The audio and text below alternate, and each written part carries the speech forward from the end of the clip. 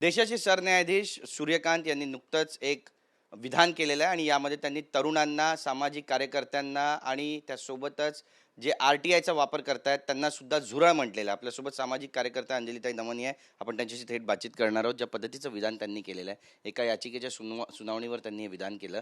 कसं पाहता याकडे? नाही, एक तर हे विधान ऐकून अतिशय धक्का बसला आणि सरन्यायाधीशांकडनं हे येणं हे अतिशय धक्कादायक होतं. म्हणूनच मी आत्ता एक ट्विट केलं आहे की होय, मी झुरळ आहे.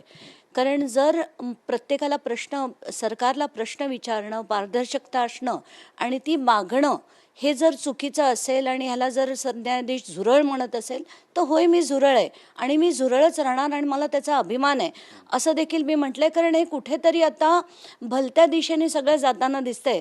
सरकारकडनं आपण काहीच अपेक्षा करू शकत नाही. राजकारणी हवं तसं वागतायत आणि याला जर आपण प्रश्न विचारले नाही आणि त्याला जर आपल्याला झुरळ म्हटलं गेलं तर नक्कीच प्रश्नचिन्ह उद्भवतं. तर आत्ताच्या घटकेला मला असं वाटतं की त्यांनी माफी मागितली पाहिजे त्यांच्या या विधानावर. कारण आज मी बघते ट्विटरवर सगळ्यांनीच त्याच्यावर झोड उठवली आहे आणि उठवणं गरजेचंच आहे. कारण कोणीही कॉन्स्टिट्यूशनच्या वर नक्कीच नाही. त्यांनी हे जे विधान केलं ते अगदी कॉन्स्टिट्यूशनच्या विरोधात आहे. नक्कीच. पण त्यांनी व्यवस्थेवर जे हल्ले चढवतात सातत्यानं त्यांना परजीवींसारखं म्हटलंय. ते पण व्यवस्थेवर प्रश्न विचारणार नाही का? आमच्यासारखी माणसं काय करतात? आम्ही प्रश्न विचारतो की हे असं का, हे चुकलं का, भ्रष्टाचार का, आणि हे आम्ही विचारू नये असं जर त्यांना वाटत असेल तर ते चुकतायत, आम्ही नाही. ताई, दुसरा प्रश्न, मुंडवा जमीन घोटाळा प्रकरणी यामध्ये दिग्विजय पाटील याला आता चार्जशीटमध्ये याचं नाव आलेलं आहे आरोपी क्रमांक 2 म्हणून. यापूर्वी नाव नव्हतं, आता नाव आलंय.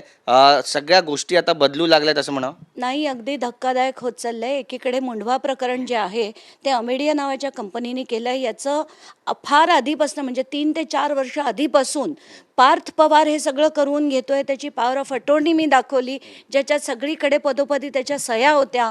इतकंच नाही तर पुढे जर आपण बघितलं तर त्या पॉवर ऑफ अटॉर्नीमध्ये नोटराइज्ड पॉवर ऑफ अटॉर्नी होती. असं असून सुद्धा जर पार्थचं नाव आज येत नाहीये, हां, पार्थ पवारच याच्या मागचा खरं तर मास्टरमाइंड होता. गेले 3-4 वर्ष मुंडवाच्या ह्या 40 एकरवर त्याचा डोळा होता. कुठेतरी असं म्हणणं की तो पार्थने केलेलं नाही आहे आणि दिग्विजयने केलं आहे हे कोणाच्याच बुद्धीला पटण्यासारखं नाही आहे. दिग्विजय पाटील त्यात 1% भागीदार आहे, पार्थ 99% भागीदार आहे.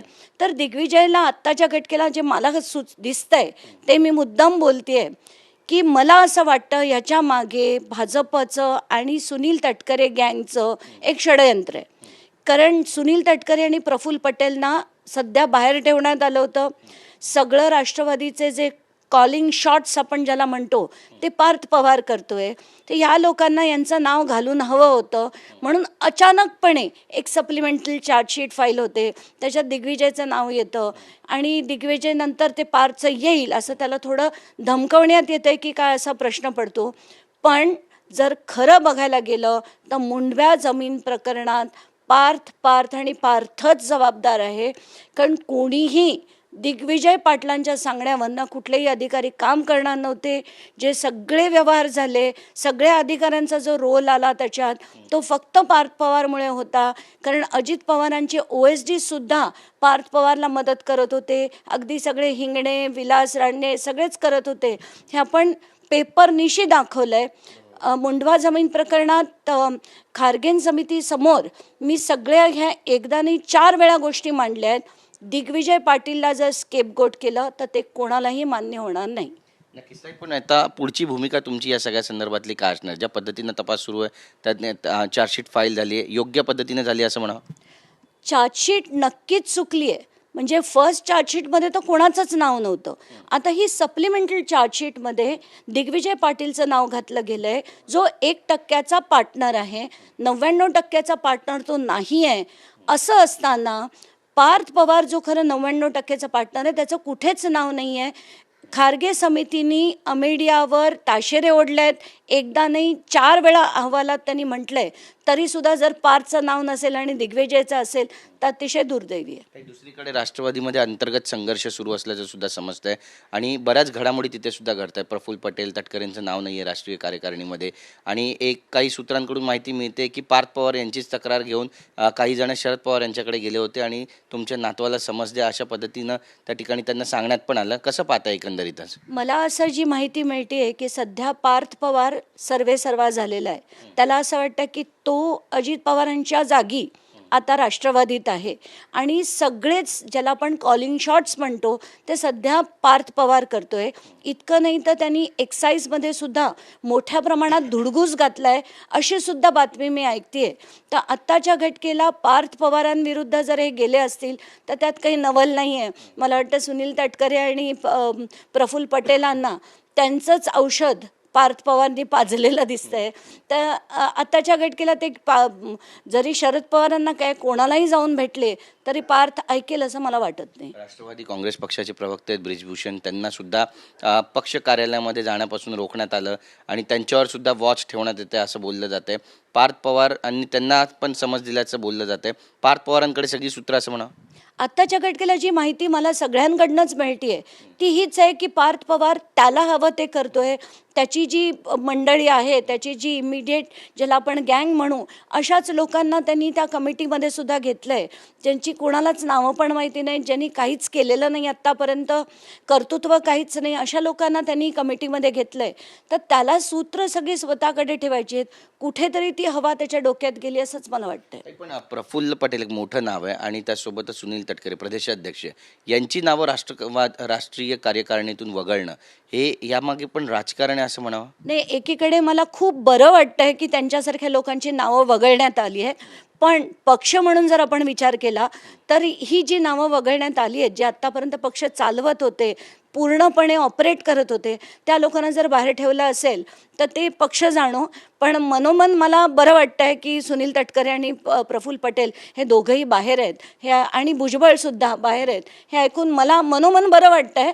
पण पक्ष म्हणून ती भूमिका कुठेतरी चुकते असं दिसतंय. आर्थिक जी गणित आहे ती सुद्धा आता पार्थ पवारांकडेच असणार आहे, कारण पक्षाची जी आर्थिक गणित आहे, जी घडी विस्कटली होती अजितदादांच्या अपघाती निधनानंतर, ती सुधारण्यासाठी आता जबाबदारी पार्थ पवारांना दिली आहे. मला तेही कळतंय की तो अनेक ठिकाणून सगळी जी अमुक वसुली वगैरे जी आहे ती पण करण्याचा आता सध्या तोच बघतोय आणि पार्थ पवारच राष्ट्रवादीचं आत्ताचं आर्थिक गणित तोच करतोय. इतकंच नाही तर अजित पवारांचे पण अनेक जे पैसे वगैरे आहेत तो मिळवण्याचा प्रयत्न करतोय असंही मी ऐकलंय. नक्कीच. पण मग जुन्या नेत्यांना डावललं जातंय, पक्षामध्ये अंतर्गत धुसफूस जी ती वाढते असं म्हणावं. नाही, धुसफूस खूपच मोठ्या प्रमाणात वाढली आहे आणि ती वाढली तर मला तर आनंदच होईल. नक्कीच. ताई, एक महत्त्वाचा प्रश्न आहे. महागाई वाढते. आपण पाहिलं पेट्रोल डिझेलचे दर 3-3 रुपयांनी वाढलेले आहेत. सोन्याचे दर पण वाढत आहेत आणि त्यासोबतच परिवहन मंत्री प्रताप सरनाईक म्हणतात की जर इंधनाचे दर वाढले तर एसटीची पण भाडेवाढ आम्हाला करावी लागेल.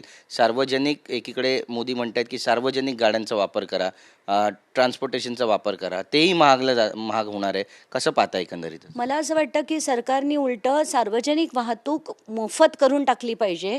कारण जर लोकांना त्याच्यातपासनं इंधन वापरीपासनं जर त्यांना कमी करायचं असेल तर सार्वजनिक वाहतूक मोफत करणं हे खरं उत्तम पाऊल होईल. पण आणि हे प्रताप सरनाईकांना कदाचित लक्षात आलं नसेल. पण वायफळ खर्च करण्यापेक्षा त्या ज्या खिरापतीसारखे पैसे जे अनेक योजनांमध्ये वाटले जात आहेत ते बंद करून सगळे पैसे जर अशा ठिकाणी वळवले की जे इंधन बचत करू शकतील मोठ्या प्रमाणावर तर त्याच्याकडे वळवले पाहिजेत असं माझं मत आहे. ताई, एक शेवटचा प्रश्न. बोंधू खरात प्रकरणामध्ये नेमका तपास कुठपर्यंत आलेला आहे आणि तुम्ही काय नवीन माहिती बाहेर काढणार आहात?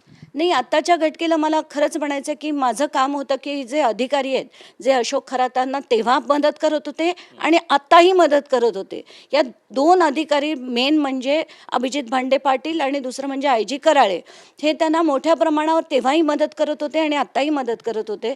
म्हणून त्यांच्या विरुद्ध मी डिपार्टमेंटमध्ये म्हणजे गृह विभागाकडे, मुख्यमंत्र्यांकडे, DGंकडे सातत्याने पत्रव्यवहार करून आणि ती पूर्ण मला मिळालेली माहिती त्यांच्यापर्यंत पोहोचवत होते आणि माझी माझी मागणी हीच होती की त्यांना सस्पेंड करून त्यांची इन्क्वायरी करा.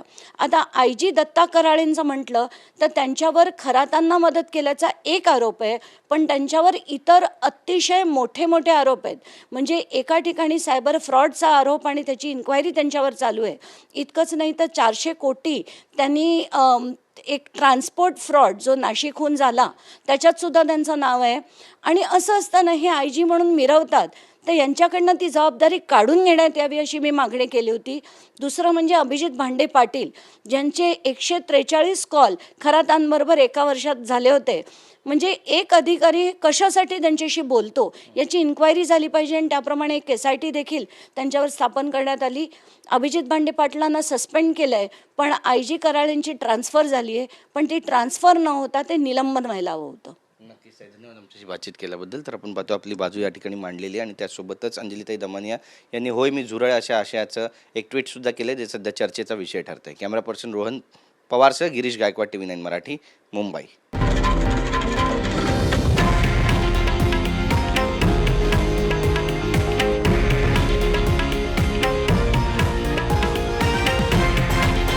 हे आहे देशातील नंबर 1 न्यूज नेटवर्क आणि आपण पाहत आहात TV9 मराठी, एकमेव.